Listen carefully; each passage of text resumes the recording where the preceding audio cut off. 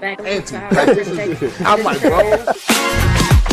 Them Cu Aunties. Them Cu Aunties. There, man. G. Bush, Tampa, Cu Auntie checking in. Thank you so much for reporting back to us with the truth. Cu Aunties, they say they in the building. The Cu Aunties in Colorado have a stronger fan base. Shout out to Cu Aunties Women's Fan Club in the building. She said, I can't. Cu Aunties, and you know they are large and in charge.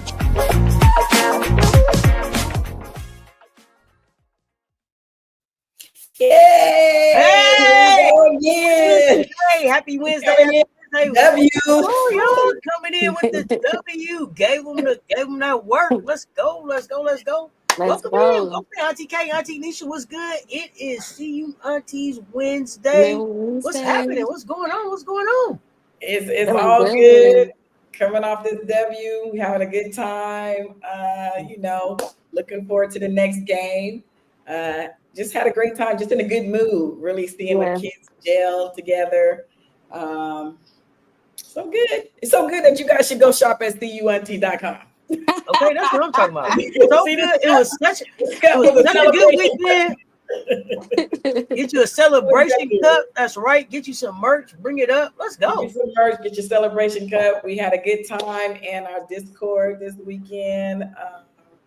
That was fun. Talk about that. It was late.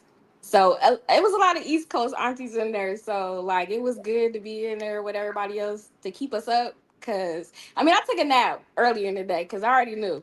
It was like probably after 1, almost 2 when it was over or whatever on my time. So it was perfect time for me. It was cocktail hour. Still energized. She was still energized, but it was a lot of fun.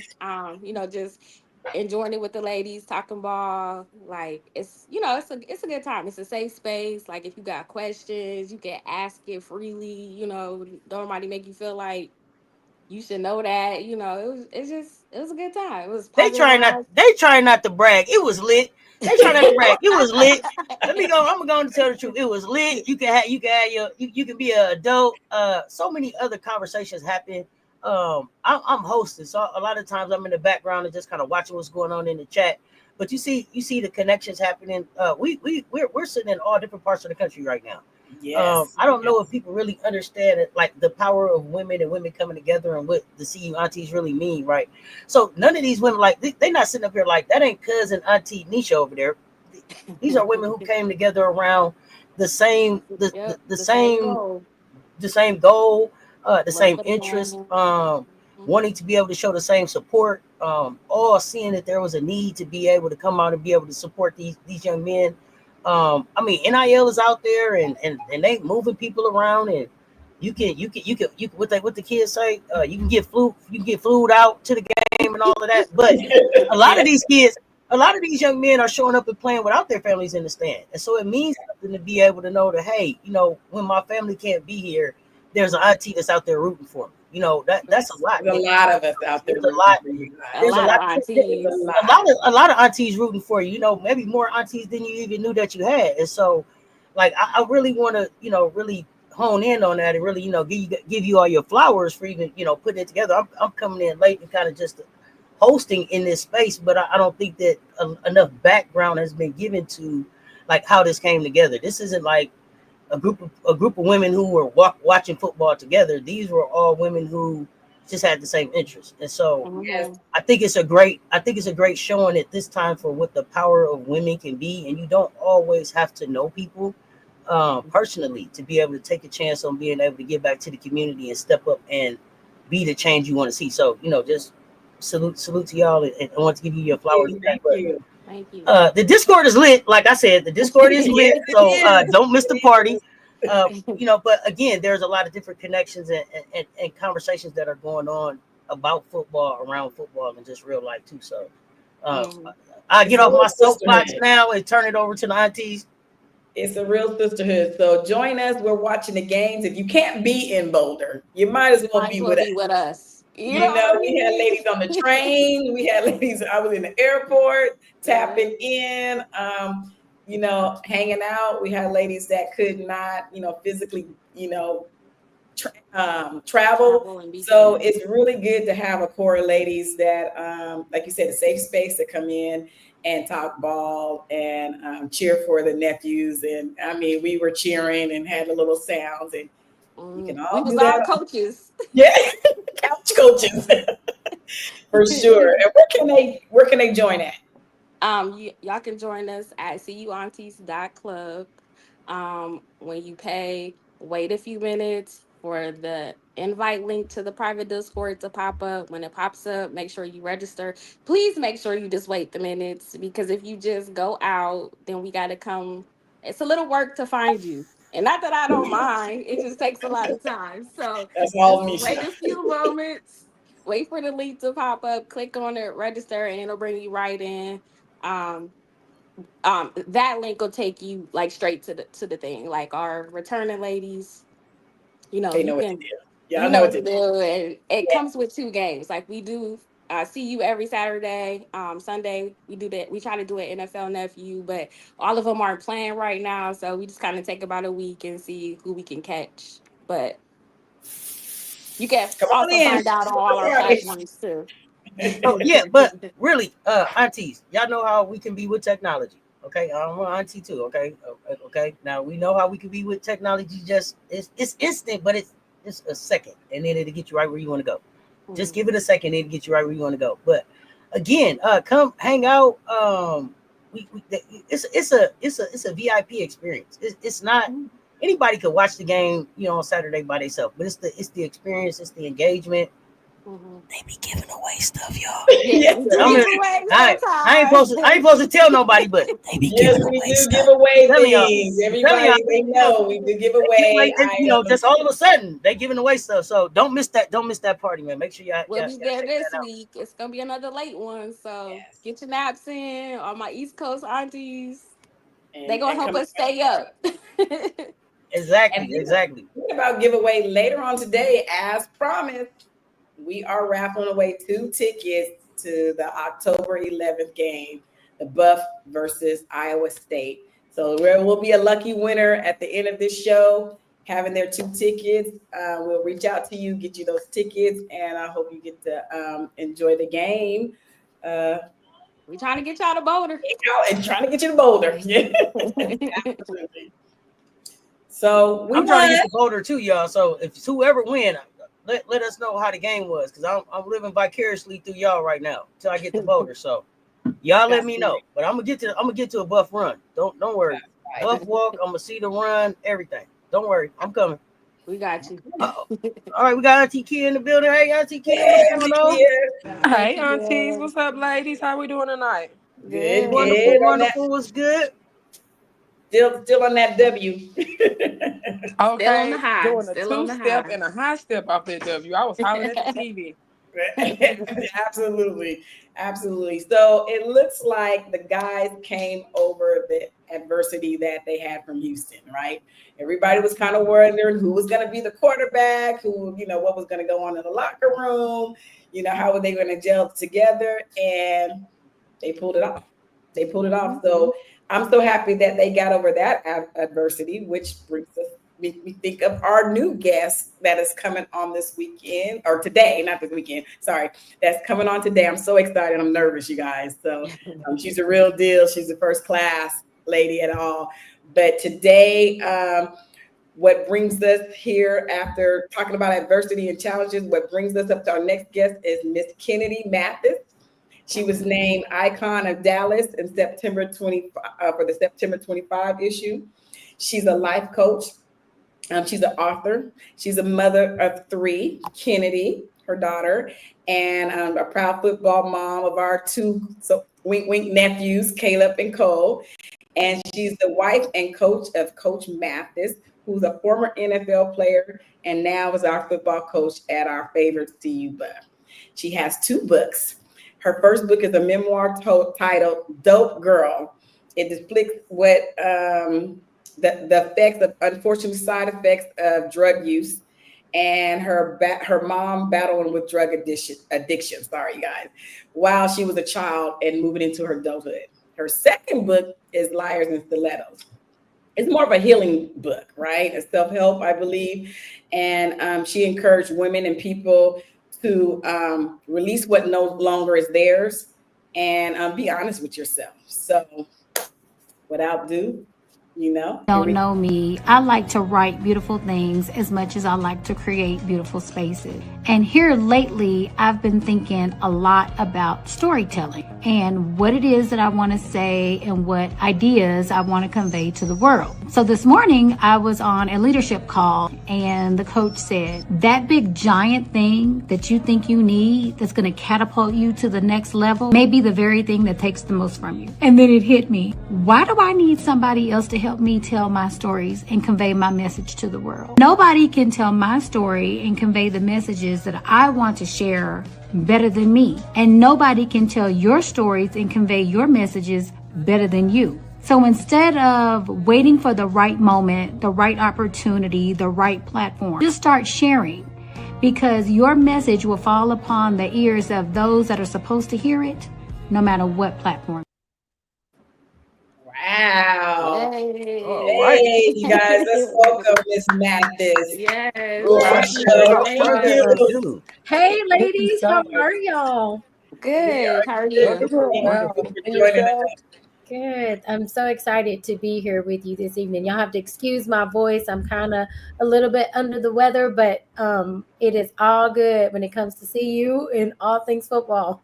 That's right. You Yes. guys, CU is bringing people together, which is the embodiment of CU Aunties. We're trying to bring in a positive energy, a sisterhood, and just through football, we come across and your book and your story. And when you're with women, there's always a story to tell. There's always Mhm. something, how we overcome something, how we're the backbone of a lot of things, and some of the generational trauma that we're getting rid of, and just healing. So it was just a great time to bring you on, and I'm so glad we're cool enough to come on. And welcome. But I want you to tell us more about yourself and your journey, and what made you compelled to write the book of your memoir and that Okay. nature. Ooh, that's a whole lot. So as you guys said, I am the mom to your nephews, Caleb and Cole. And my husband, Coach Kevin, is the DB coach. We are college sweethearts, and it's been almost a 30-year journey. Oh, So that's for a different day, though, right? We still here. We made it.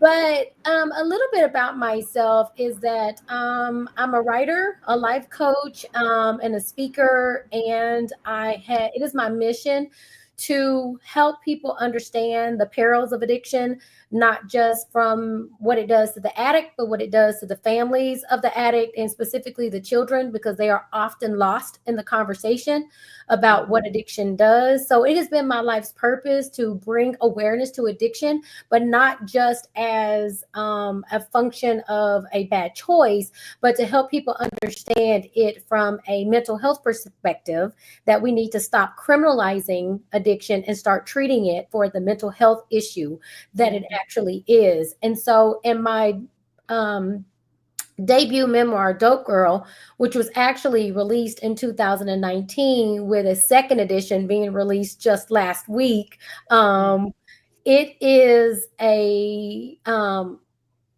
tale of what it was like, the trauma of what it was like to live with an addict and to live with other people's choices, and to see someone that you love so deeply, the person who gave you life, actively taking their own. Right. So it was so much depth and such a labor of love, but it was also therapeutic and healing, in the sense that though I had to confront some very, very traumatic experiences and kind of relive those things, I got my healing, and I was laid out on the floor, strung out, Lord help me, but I got my healing. And so to follow that, I wrote Liar in Stilettos, because now that we told the story of Dope Girl and we told the trauma and what that was like, now what do we do now? right? Mhm. Now that we are healed and now that we've had this experience, who do we become? Do we allow this to change the trajectory of our lives, or do we embrace and embody who it is that we're meant to be and use this as a catalyst to move forward in whatever our purpose is or whatever it is that God has told us to do? So I tell people all the time, Liar in Stilettos is it's a conversation. It's one of those raw conversations you have with us girlfriends, with us aunties, with our sisters that we don't necessarily like to have. They're conversations that are hard, but they're necessary, right? And so I say all the time, I wrote this like a conversation with a lot of big sister energy. And the best way to describe Liar in Stilettos is to know that it is prose that will cut like glass, but it'll heal like gospel. Yeah. Because we all need to tell the truth about what it is that we've been through and where we are in our lives so that we can be better. That's a lot. That's a lot because a Where lot can of I get people it? are, yeah, you're right. We get to that. A lot of people do get, they understand they come from different backgrounds, they have their trauma, but then they stay emotionally stuck right Absolutely. there, and you can go on. And I applaud you because thank you. The things that you went through with your family and to be successful and be in a successful marriage and have kids and a stable environment. When did you know that you needed to heal? Because I seen a little clip from you did before on a YouTube video. You said that you knew very early there was a certain part of life you didn't want. College was it. I'm going to do it. So I drive driven. But some people are on that train driving, and then they don't realize that I need to heal. Did that come later, or you kind of did it while you were in college, or was that kind of like? Now, in all honesty, when you're going through the trauma, you don't really realize how toxic it is, and you don't understand how much of a toll that it's taking on your life until you become that older, more mature version of yourself, that you understand that whatever problems or whatever stagnation that you have is not somebody else's fault, but it is my own. And you start taking accountability for that. And something you said earlier is that people don't heal. I mean, psychologists tell us that most adults are unhealed 8-year-old children. That we're emotionally 8 years old and we don't move past that because our personalities are developed by the time we're 7. And whatever those experiences are that you had up until that time, it kind of shapes who you become, right? And everything every lens through which you see the world, through your experiences and through your relationships, comes from those experiences, and they're just reinforced over time, right? So I think for me, I realized early on that because I saw my mom in active addiction, I was a victim in her crimes as she was trying to support her habit. And I knew that this is not something that she necessarily wanted to do, but is what she had to do because she had become so dependent. My mom was not somebody that just used. She was somebody that was so engulfed that she belonged to the addiction.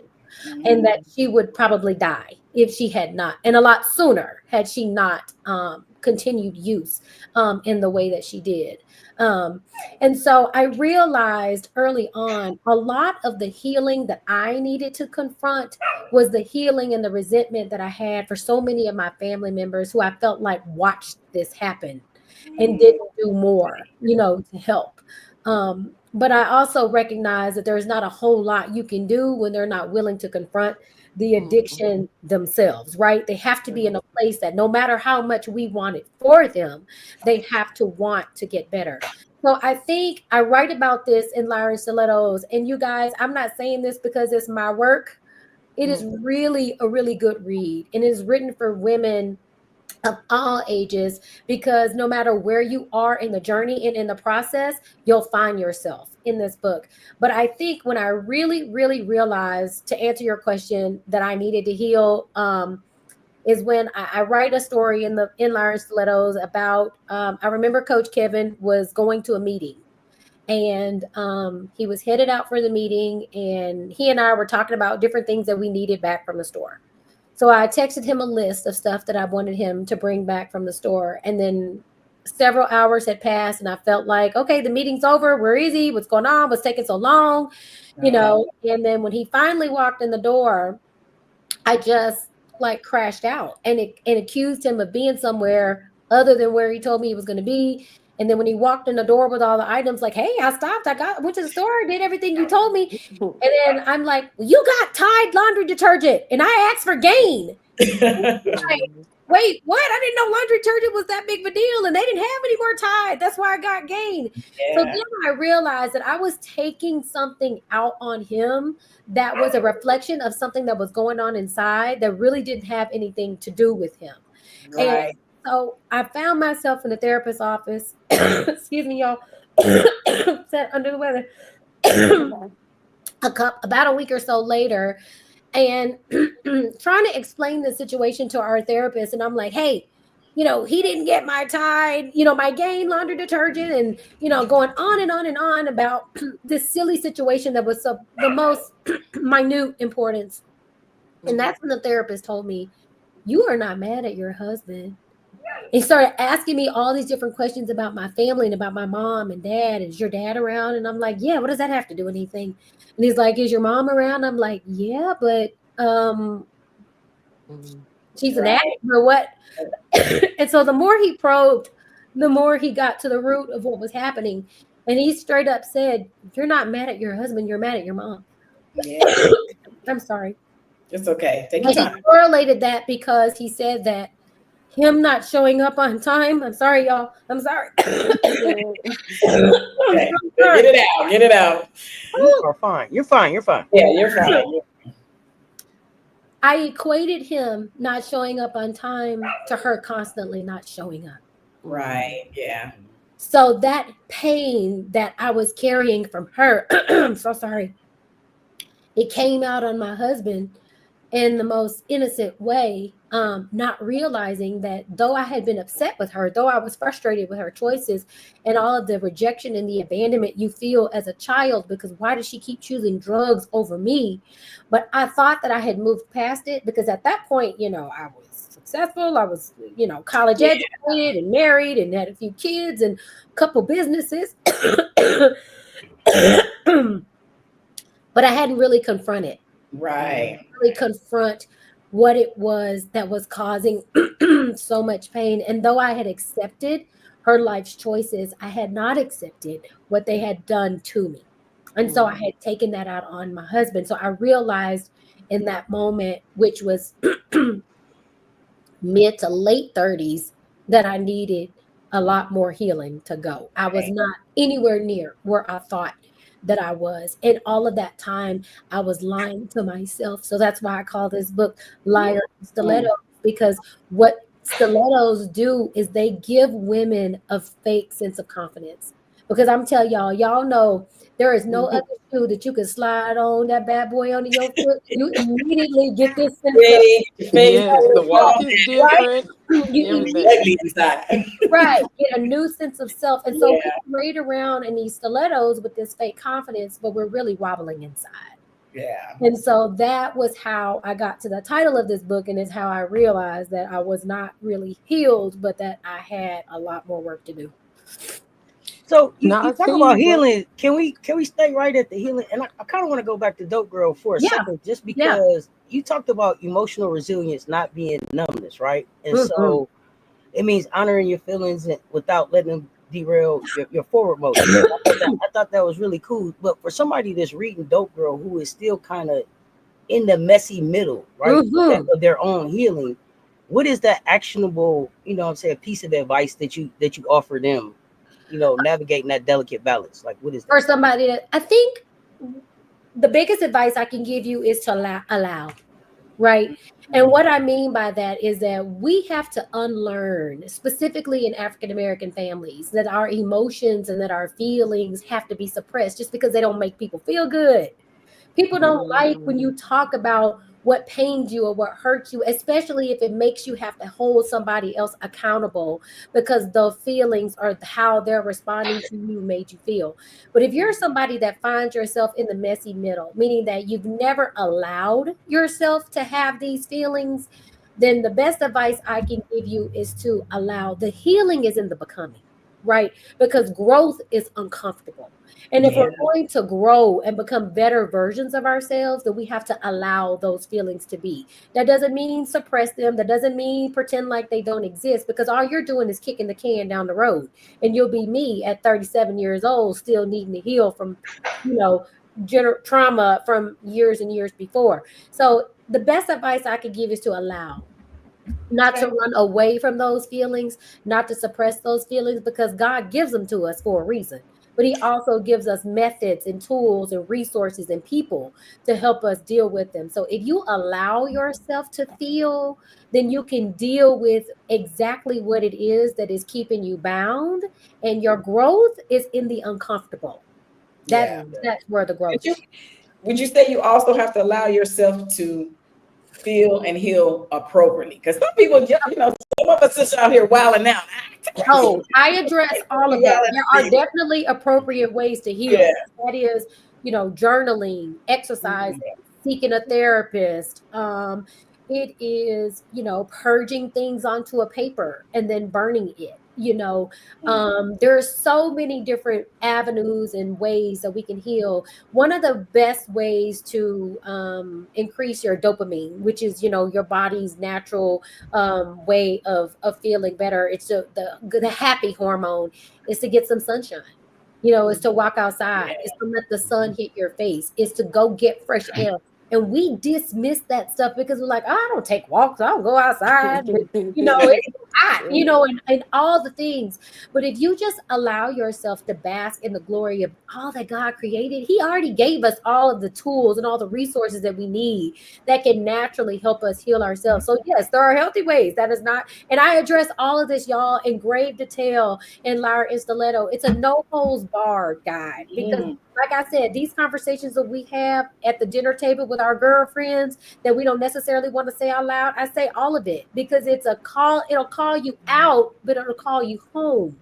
You know, and what I mean by that is it'll call you home back to yourself, right? So there are healthy ways to do it. You know, journaling, a therapist, exercising, purging, you know, all of that. Not, you know, necessarily the vices that, you know, we go to, that all it does is numb. It doesn't cure, it doesn't heal. It just numbs. And drinking or drugs or sexting or men or whatever, that doesn't fix anything. It masks. And the whole point of Lyra Stilettos is to take off the mask, because we're all real performative. We're real performative. And we're real performative in every circle, with your family, at work, with your besties, with whatever, you know. So we just have to learn that there are healthy ways to navigate it all, but allowing first, and then choosing the healthy way to deal with it. Amen. I'm telling you. I clicked the link in the description. The book to purchase. We got the link in the description. It's a little long for the chat, but the link is in the description for you all to purchase. I think both books. And you guys, if you choose to read the book, please reach out to me on my social media and on my website. I absolutely love to hear your feedback, and if you were able to gain anything from the work. Because I think the beauty in all of this, the beauty in this platform that you've created, is that our stories are not just for us, right? It's so that everybody else can heal from our scars. Yes. I'm telling you, healing is the best way to go, you guys. Some people, be honest with yourself. Brings me to football. Yelling, I found out yelling for me is a very joy. I get that energy out. I get to yell. I get to scream and shout, and it's okay. So it really brings me joy to, you know, yell at the TV. Like, you're better yelling than somebody else. Learning how to, you know, get my feelings out. The biggest part of what you said too is, what about, how did you get to the compassion and forgiveness stage? Because you can recognize the trauma, you can recognize that I need to heal. When it starts, you know, when you talk, what I hear is that you're okay, you're at peace with everything. You have to be compassionate with your mother and her addiction, and, you know, and forgiving. Yes. When did that kick in? Ooh, y'all. I think I always, okay, so I'll put it to you like this. early on, when I was about 10 years old, my godmother, who is a licensed family therapist, PhD, doctor of psychology, was very, very instrumental in putting her addiction in a child's terms, right? So she helped start me on that path because early on, I remember, her just telling me, "Oh, Kim, your mother is sick." Well, at 10 years old, I digest sick as, okay, well, take her to the hospital. Like if she's sick, go get a doctor. Y'all can fix it, right? So, I mean, my 10-year-old brain, somebody go get a doctor. Y'all fix it. There's medicine for that when people are sick. But when her words didn't align with what was happening with her body, if she was sick and nobody fixed it, why was she always sick? Right. It wasn't until I think shortly after that, around that same age, when I saw her in the act of using drugs. And I realized then that it wasn't a sickness that was brought on by what I would consider sick, a fever or a cold or something that I couldn't control, but it became then a sickness that was self-inflicted, that I could understand then that was self-inflicted. I didn't know all of the details because of course my mind was too young to understand exactly what was happening. But what I did realize is that it was intentional, and it was a purposeful choice. And there were moments when I realized that I knew that I had compassion for her, and that I was developing a compassion for her was when she was in jail, when she was incarcerated. Because when she was incarcerated, she was a different version of herself, right, than she was in the person that was living on the street. And I often refer to her in Dope Girl as Rose and then as Mom. Because in those moments when she tried to show the tenderness and the love that most moms display, she was Mom. And that happened in jail when she was sober and in her right mind. And in those moments when she was careless and took me with her to steal or allowed me to witness her actively in her addiction, she was Rose, because she was trying to do what it is that she wanted to do. And I made those distinctions very clearly in Dope Girl. But my compassion came when I was about 10, seeing her in jail, understanding how my godmother was trying to rationalize her sickness as something that, couldn't necessarily be helped.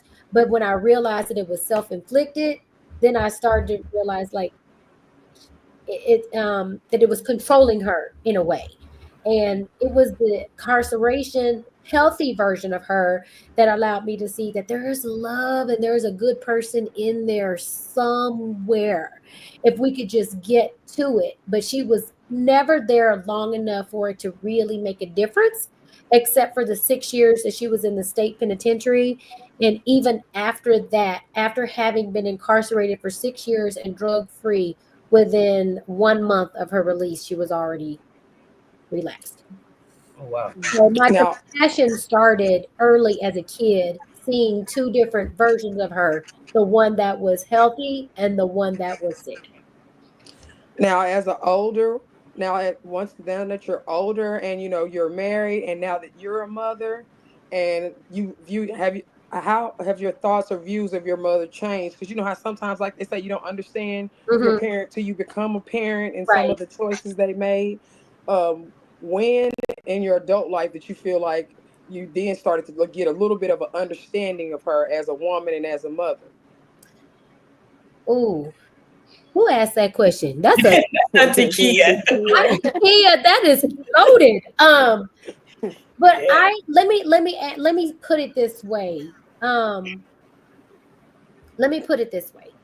Most of the memories that I have of my mom were not good, because she was an addict and I was born addicted. My entire life, I saw the struggle and the battle with addiction. So I never lived with her for an extended period of time. We never shared mother-daughter moments, birthdays, Mother's Day, celebration, Christmases.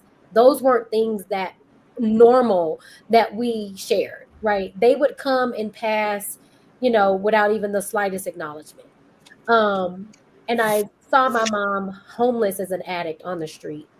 So I will say the beautiful things that I learned about her, I learned from other people. They were never things that I actually experienced. So I never had a reference point to go back and say, oh, well, she was so sweet and so kind and so loving in this way or that way, because there was a period of time where maybe she got clean and we had some moments, except when she first got released from jail, the 6 year stint in penitentiary, she lived with Kevin and I for about 2 weeks. And it was a really short period of time, but it was a very awkward period of time because we had never been in each other's space at all that long. And at that time, I was like 27 years old. Okay. I was very, very adult. And so, with all of that being said, I don't have a real reference point to say, oh, my grandmother said that, and now I mother this way, or I parent this way, or, and I do that for my grandmother because she's who reared me. So I find myself mimicking Grace all the time. But I don't have a reference point for my mom because I just didn't have enough experience with her, life experience, for that to really be a thing. The beauty that I found with her were very small moments, and they were stories from other people and their experiences, not necessarily mine. Wow. So I heard that your mission is to help women remember who they were before the world told them who to be, right? Yes. How do you guide women to a place where they can honor the child who actually survived the trauma while still shedding the coping mechanisms of the liar and stiletto that no longer serves them? Well, because we are that child still, right? We are, and you'll get to honor her by allowing. See, there we go back to that allowing and that acknowledging. Becoming who we need to be does not mean we dismiss that little girl or the trauma that she went through, because she got you here. She's what got you here. She is what made you who you are, what has allowed you to be in this place where you recognize that there are some things that we need to do different. So we honor her. But what I also say in Lyre and Stilettos, we bury her. There's a funeral for her because we no longer want to be that person that is stuck, that is traumatized, that is hurt. We acknowledge her. We thank her for getting us here. But now that we have recognized who it is that we are calling ourselves back home in Lyre and Stilettos, because the world will quickly tell you, you need to be married by 30, you need to have a kid, you need to have retirement by this, and then, buy a house by this time and retire by 60. Yeah. The world likes to tell you what to do. It likes to tell you what to do. However, we do not have to subscribe to the world's idea of who we are and what we should be, specifically Black women. Right? They like to call us angry and, all the things. And then there's that whole trope, and then before they were calling us angry, they were calling us Jezebels and Sapphires and, all of the things, right? So we don't dismiss that child. We honor her because she got us here, but we bury her and we have a funeral for her so that we can fully step into who it is that we're becoming. Amen. I heard that. Shout out Clay Farmer with the super chat. Mathis is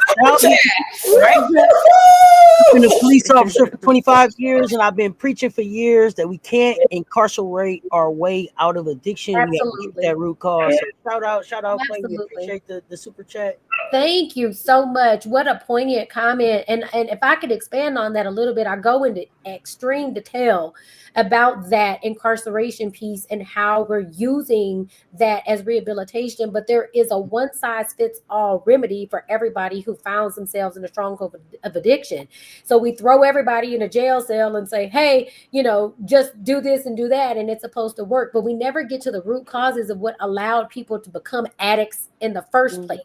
Yeah. And that, I think, would take massive reform. That, I think, would take massive legislation, massive investment in, mental health.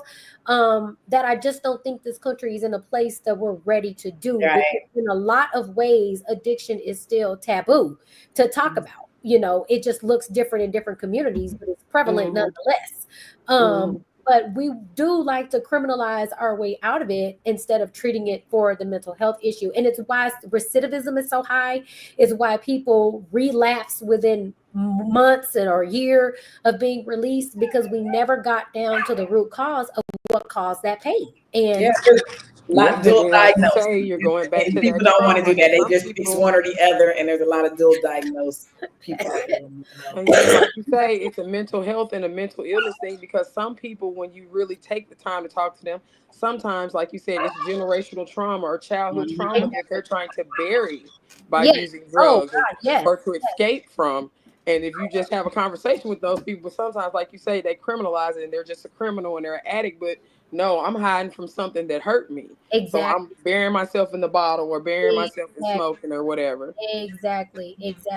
And I think what is so disheartening about it to me is that we love, and I say this all the time, we love to categorize addicts and felons as other. We like to put people in a box and ostracize people and put all types of labels on them and then create all of these systemic barriers that make it so much harder for them to reacclimate back into society. And then we wonder why relapse is so prevalent, right? Because I say this too, like when people are addicts, they usually commit criminal acts in order to sustain the addiction. So once you commit a criminal act and you become a felon, then you can't get a job. And you can't get a job, you can't get housing, you can't support yourself, and it becomes a cycle, of just endless loop and Mhm. of failure in, obstacles. And so the only way people know how to cope with that is usually by reacclimating back to the bottle or the pill or the pipe or whatever it was that takes the pain away. But all it does is numb. It doesn't, and it suppresses. It doesn't allow for any real correction, right? And that's what's so sad because every one of those people is somebody's mom, somebody's brother, somebody's aunt, and they have families and people that love them too. They just kind of find themselves in the stronghold of addiction where it's so much harder to break from it. And until they're ready, there's really nothing that we can do about it. I literally lost myself trying to get my mom to get clean. But I had to realize that I wanted it more than she did. Right. Yeah. And she just had to get to a place to where she was tired of being sick and tired. And unfortunately for my mom, it never came. But I mean, it's just the reality of kind of where we are. But I will tell people absolutely nobody wakes up one day and decides they want to be an addict. Like absolutely nobody. But life will make you do a lot of things that you said you wouldn't. Now, how did you get to your place of healing? Because I know going through your journey, like you said, your mom never got there. Are you still working toward it, or have you forgiven yourself as that little girl for feeling like you were able to save your mom?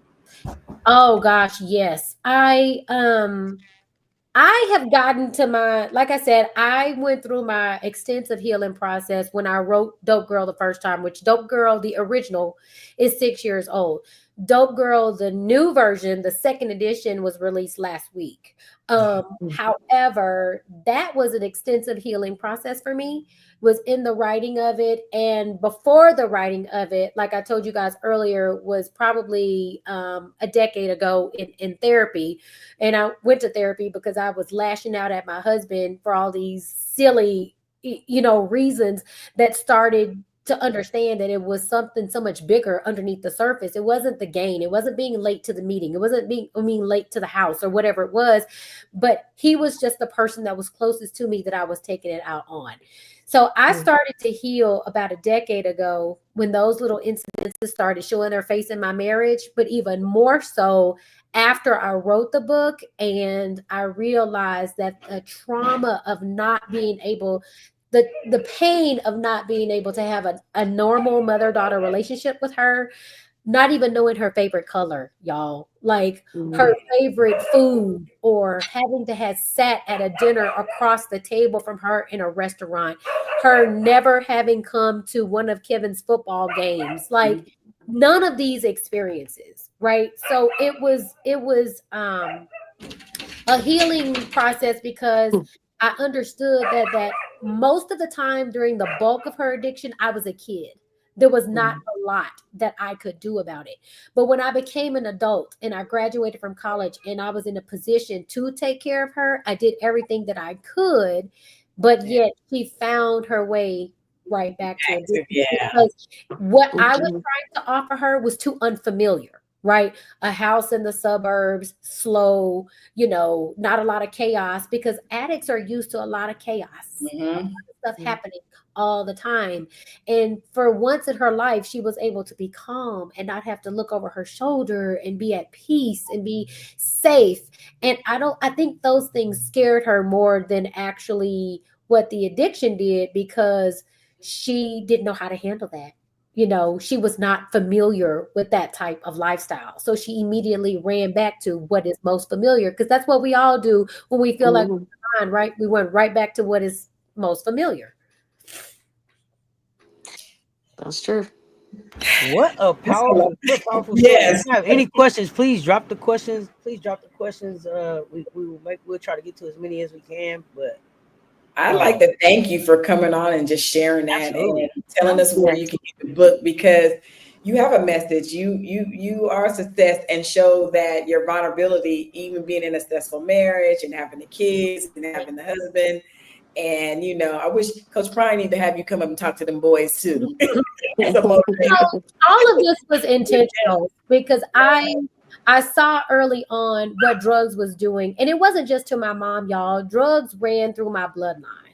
Like, my mom was not the only person in my family that used. There were so many others around me that used, and we lived in the hood. And I know people say that all the time. Oh, girl, no, we lived in the hood. We lived in the projects in North Dallas and in Section 8 housing in Pleasant Grove. And if anybody knows where Pleasant Grove is in Dallas, it's the southeast sector, that is really rough. So I'm saying that to say that a lot of it was intentional. And it's so crazy, because when Coach Kevin came to pick me up for one of my first dates, y'all, he came to the projects to pick me up. And he stayed.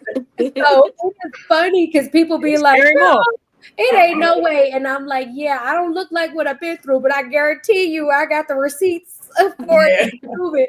But I think one of the biggest things is where I am now was all intentional, right? I knew early on that I was different from my family. I knew that the life that was being offered to me was not one that I was going to adhere to. But the beauty in all of that was my dad. And that's what I cannot dismiss here. The one thing my mom did right was have picked my dad, because I don't know where I would be had he been anybody else. But my dad was a very educated man, a very successful man, who's a Vietnam veteran, who, was a counselor, and he taught math, and he's got, a master's degree in family and guidance counseling. And so my dad was showing me another side of the world, and he put me in private school. So I lived the biggest dichotomy, because I was in the hood, in the projects, going to private school. So I had this uniform and this cheerleading outfit and all the stuff. And then my dad was dropping me off in this, convertible, but we lived in the projects. They were like, wait, what? Well, it was very, very, very interesting. So I have to thank my dad for showing me another side of the world, because that allowed me to dream bigger. And then every decision I made after that became very intentional about what I wanted for my life and not what I was surrounded by. Okay. Now, how can you stress for the aunties? Because sometimes how men don't like to go to doctors. Coach Primer said that, but sometimes as women, we're so busy as moms, as entrepreneurs, movers and shakers. And for you, you're a speaker, you're an entrepreneur. I know at one time you did interior design, and you're a football mom and a football wife. How do we make sure as women that we take time out to get that healing we need for ourselves, so we're the best person that we can be? Yes, sometimes women we'll get so caught up in doing all that we won't take time out to heal ourselves. Yeah, that's it. And we cannot be anything to anybody if we are not healed. I know people say all the time that the wife and the mom is the backbone of the house and the backbone of everything. But it is true, y'all. We literally are. Sorry. I I think I realize now, in my older age, in my late 40s, I understand now that that quiet time, that me time is more important now than it ever was. Because I think we have this battery that we think never dies, and we just go, go, go, go until we give until we just crash out. But that's not the place that you want to get to. You want to make intentional steps about giving yourself the space and the time that you need. And that all starts with intentionality. It's like literally my favorite word, intentionality, because we have to be purposeful about everything, our decisions, our self-care, removing ourselves from people and places and situations that no longer serve us and not making excuses for it. Right. But understanding that at this big old age that we are now, we don't owe people an explanation for choosing you and your peace and the healing and the self-care. Sometimes self-care is just removing yourself from toxic friendships, from toxic relationships, from saying no sometimes, and it sounds so, cliche, but it is very true that if you allow yourself to do it just one time, then you understand that, okay, I can do it and I can choose me. Because every time you give yourself away when you have nothing else to give, that's performative, y'all. And that's just what I'm talking about in Fire and Stilettos, because we worry about what other people are going to say if we don't. Because we're more comfortable with giving them the version of us that always shows up for them than to accepting the version of us that needs rest. Yes. All right, let's jump into some of these questions from the chat. How did you allow yourself to allow your husband to love you? That's a good one. Oh, wow. Okay, I'm gonna say this. This is an easy one actually, because my husband is the most thoughtless, loving person you will ever meet. He is he's naturally so loving, and I mean that because he's so attentive in literally every area, from cooking dinner to, hey, I got the kids, hey, go take a nap. I didn't have to force myself to allow him to love me. He wouldn't allow me to say no. I think if that makes any sense. He was so purposeful in how he loved me, because he was so let me back up. He was so attentive in that I could say to my kids, hey, you guys, I think we need to go let's make blueberry cakes for breakfast tomorrow. And without a second thought, I'm thinking I'm just having a random conversation with the kids, and then he'd go to the store, and next thing you know, all the ingredients for the blueberry pancakes would be sitting on the table. So he loved me in a way where I couldn't deny it, and that I couldn't say no to it, because it's just naturally who he is, and he did it all the time. But he also is a soft space for me. He's like my bestie. He's a soft space for me because he allows me to be myself and to unload everything that I feel without judgment. Right? Because so many times we like to judge people, even our spouses, when you don't understand something or you haven't had the experience yourself.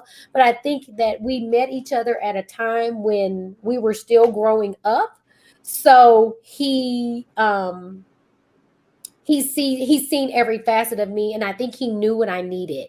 I got a lot of love from my dad, I will say, which is usually rare. These situations are usually the opposite, right? It's usually the dad that's not around, Right. and it's like I said, it's real. It's a dichotomy. But with that being said, Kevin is just a naturally loving person. He just loves you in a way that you can't say no, like you just can't. Go ahead, Coach. How did you allow yourself to take up space in areas that were outside of what your family was offering you? Okay, my family, as in the family that I grew up with. I think is that what she means? Maybe. Take up space in areas that were outside. How did you allow yourself to take up space in areas that were outside of what your family was offering you? Okay, so I think the best way for me to answer that is, again, that points back to my dad, because my dad worked at a very affluent place in Dallas. And he had experiences there that my my family that I was being raised with did not have the ability to provide for me. So though I was living in the hood, I went to school with affluent white people by day, right? And then I lived with poor, impoverished Black people by night.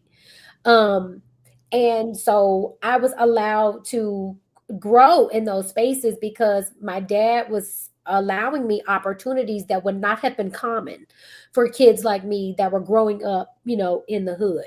But because he was a very educated man that worked at a very high profile place, then I was able to partake in some of the events and tea parties and, fashion shows. And I even got a scholarship from one of the foundations there because it was my dad that was putting me in those spaces because he had access through his job. Because my family did not have access to that. But so I was able to grow and see another part of the world because my dad had access to spaces that they did not. If that makes sense? Yeah. Okay. Last question. Did you deal with the resentment from your family when you declined the life they offered and chose a different path? I will put it this way. I don't think until recently, I don't think any of the resentment was loud towards me. I think there's always a lot of chatter about things that you don't understand, right? Because anytime you choose different for yourself, anytime you outgrow people or spaces or things, people that don't understand or are not experiencing those things always have things to say about it. I'm not exempt from that, right? And so I'm saying that to say that I don't harbor resentment from them now because I understand that people do the best with what they're given and with their circumstances. And I understand that, but I also know that God also gives us free will, right? And we get to choose better if you want better. And so I just chose different. And so even though a lot of people can look at that as you think you better than us, which we've all heard before, right? It's not at all about me thinking I'm better than anybody. It's me wanting better for myself. So I didn't think I had a lot of resentment from them until maybe later. In more recent days than then, because when I left and I went to college, that was it for me, y'all. I didn't go back home. That was it. I was done with that.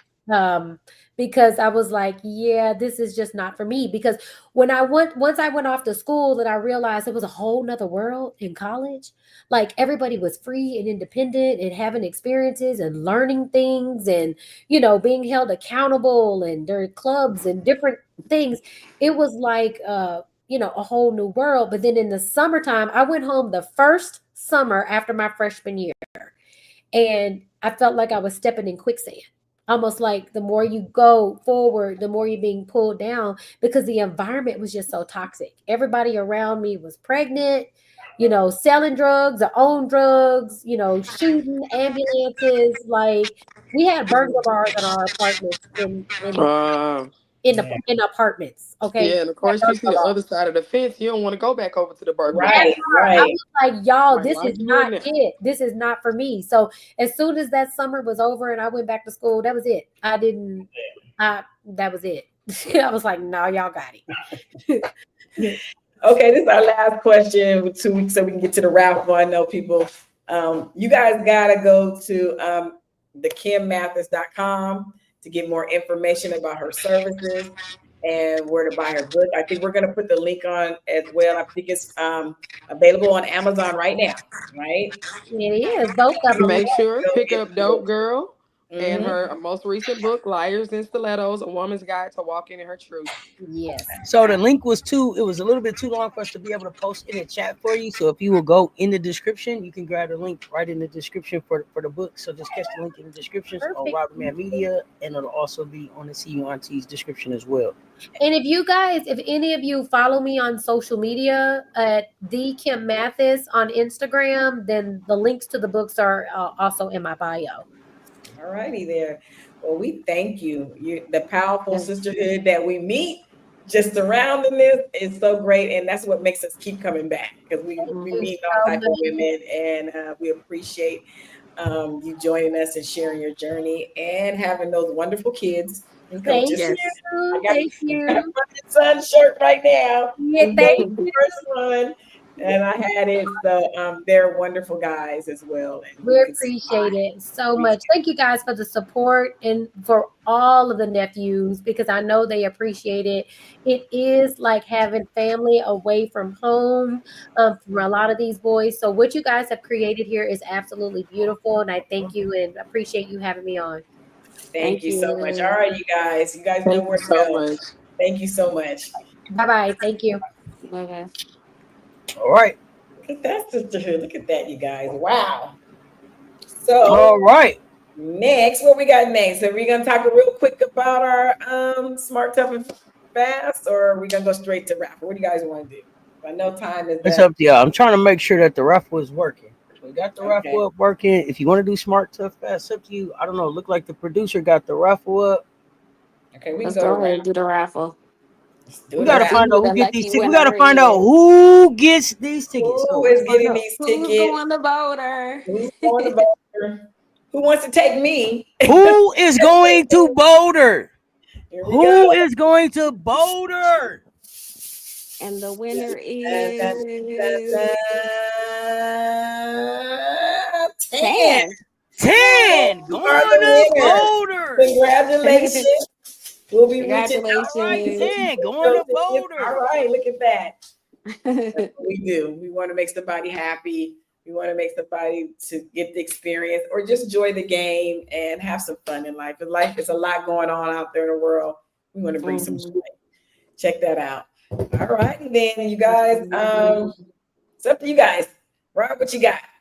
I can go quick. Smartest way of the game, real quick, you guys. This was a tough one for me. I'm gonna get my notes because everybody did so good. I know there was some probably, if you're really in the coach's eye, you can probably see some things, but everybody did good. So I'll just start off. I just, simple. It was K-Saw. He was sprinkling stuff everywhere. So for me, it was K-Saw. Yeah, I think I had K-Saw too. I don't know.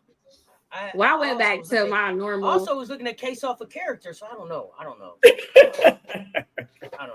I got K-Saw, but I don't got them there. Here we go again. We got the just scrabbled around. But I went back to my acknowledging the nephews of the week. So it's Carter and Chauncey Gooden. And shout out to the ones from last week. I didn't get to do you, Tafik and Montrez.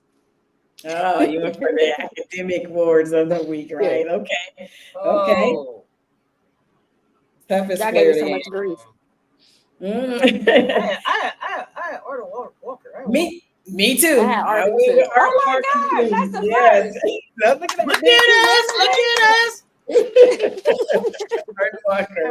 All righty. We ain't gonna agree on none of the rest of them. Watch. We might. All right, fast. I had Sincere. I had Sincere too. But I also had Q for 6, Quentin, because I thought he exploded out from the special teams. And he was going to be. He had 68 yards. And he got like fastest college player of week 4. So yes, you had to give it to Sincere. Sincere running like, I'm up out of here. You can't tell me that when you get that ball. I'm happy for him. Gone. Okay, let's go to quick discipline. Discipline player. I had Kate in there. Yeah, Kate in there. After being out and coming back, everybody. I went with Amari McNeil on that one. Amari, okay. I ain't mad at that. I had order for both of those, discipline and toughness. No, that's cheating. You can't do that. You gotta. How you gonna call me a cheater? And you go with the smart kids when you want to. You're like, yeah, that's not even. I'm going with the GPA anytime I want. No, we got to acknowledge them off the field too. It's bigger than ball. So I do that on the social media. Here we go. Let me think. Okay. I gotta come back now because I was on the fence with that one. Let me think. It was a hard one this week for me to pick. Let me go back and look at my notes. Since you being picky. Let me check my notes out. It was definitely a hard one for But me. Kaden looked good. Like he looked comfortable. I mean, he more looked really confident. excellent. He did. A lot of guys looked good until the third quarter when they kind of let up off the gas. You know, for a minute, I gotta give it to well, I don't have to, but I'm gonna acknowledge who did we just play? Wyoming. Cowboys, Wyoming, because you couldn't tell them they was losing. They had that confidence, like we still in the game and we're gonna win. They did. So you know, they did have that confidence. So kudos to you guys for that. You know, but hey, we went. So wrapping it up, the character. I mean, I had to go with K-Salt again because I thought that what is up with. Well, because I told you it was really hard for me because I just thought he had a good character because it's not just that he played well after being, you know, not playing, you know, in Houston. He had said he owned it that it was a good game, but I need to stay consistent. And I thought that was a good character to have. He's like, it's great. This is what I should be doing, but it means nothing if I can't stay consistent. So, okay, I'm trying to figure out when did Auntie Nisha become? When did you become a rule follower? Next week, when did you become a rule follower? I'm trying to understand. When did you become the rule follower? All of a sudden, I am shocked. I am more people for smart, right? Right. She was like smart. Everybody that was on the list, the whole list. Everybody so smart. No, pick one. They give now we can't use nobody twice. So no, hold on. I just do what they tell me. Like they give you two, and then I didn't pick them last week. So I just showed love to the ones who gave you two. So whoever gave you two, you fall on the be honest. This week was the hardest for me. So I had K-Salt, I had Arden, and I had Sincere. But I had Sincere for character and speed. I had Arden for discipline and toughness, and I was looking at K-Salt too for intelligence and character. It was hard. I don't know. It was hard. When y'all playing good, it was. I mean, overall, it was hard. It was hard for me too. I like some of these names y'all got. Armani, okay, Omarion, okay. All these nephews on the team, and y'all could not spread the love. But you know who else though? I also thought about the defense for the safety. Which one? Who? The safety. We got when we got the safety. Oh, when we got the safety. Yeah, our defense for getting the safety. Yes. I give it to O-line too, because Kaden had a lot of time to slow. So you know. Okay, O-line, everybody that came in played well to me, even when Jordan was out. So I say yeah. Auntie Curly said yeah. So I went with Damon Greaves. You know, like special teams been the most consistent this season so far, and I really liked him in the presser. And he was talking about like, what'd you say? Nah, I said Auntie K, we gonna have to do better next week. Nisha showed out on this week. She got reasons too. Yeah. Oh. All right, game on. Game on now. Oh, Nisha showing out. Yeah. Oh, you showing out. Okay. So listen. You different when you don't when you don't travel to the game. I see what's happening. You different when you ain't outside. All right, okay. Reeves is good. Yeah. You know, like he was he was talking about, you know, owning up for leadership. Who she said Greaves. Thank you, Auntie Carly. Now, next week and moving forward, I need y'all to pick one person per category. Like, if you can't use the same nephew, if that's the rule, you can't pick student of the week. No student of the week. All of your picks have to come off the field during the game. Okay. Right. During the game, yeah. What Rob like to do? What Rob like to do? Yeah, shake my hand. Shake my hand. Yeah, okay. Yeah, shake my hand. Shake my hand. Yeah. All right. I'm not. Y'all hear this, nephews? It's not me. It's him. So we will. So I think the fair thing to do is acknowledge the students of the week. Period. Every week, put an acknowledgement out for them for getting their schoolwork and their own field work taken care of. That's and fair. Then we are agreeing to have one original pick for each of the categories. Yes. No reuse. I just hear a verbal yes, Kay. And yes. Okay. Here. One person. You gotta talk to yourself. I started with one, but okay. Shake hands. All righty, you guys. That's funny. This didn't become a rule till she used the student athletes for the first 3 weeks, but it's okay. It's all right. No bad. I got it. It's all good. All righty. So it's important weekend, you guys. If you're ladies, sister, join us. CUAuntie.club. You guys know we'll be there cheering on the nephews to take on BYU. Yes. If And you make ain't at sure the you game, sign you up might for as well be with us. Might as well Make sure come y'all to the sign up for Discord. CUAunties.com so y'all don't miss any drops. So y'all get the newsletter. Make sure y'all signed up. Get in the club. Get some merch. That's it. As anything, let's go Buff. Go Buffs. All right. All right, Y'all guys. know what it is. Oh, and that's right. Everything with the Needs a Good Auntie. Now they're yes. giving back. Oh, yeah. Let's give back to the community. We are giving back. Look at Rob. Rob trying to keep his job. He ain't want to be fighting this week. If you purchase anything from this line, Auntie product, we are giving back at the end of the year to a charity in Colorado. So make sure you go check out our Good Auntie products and find something that you can give it as a gift or take for yourself on CUAuntie.com. All right. Auntie K, Auntie Nisha, Let's Talk Sports. Go Buffs. Yeah.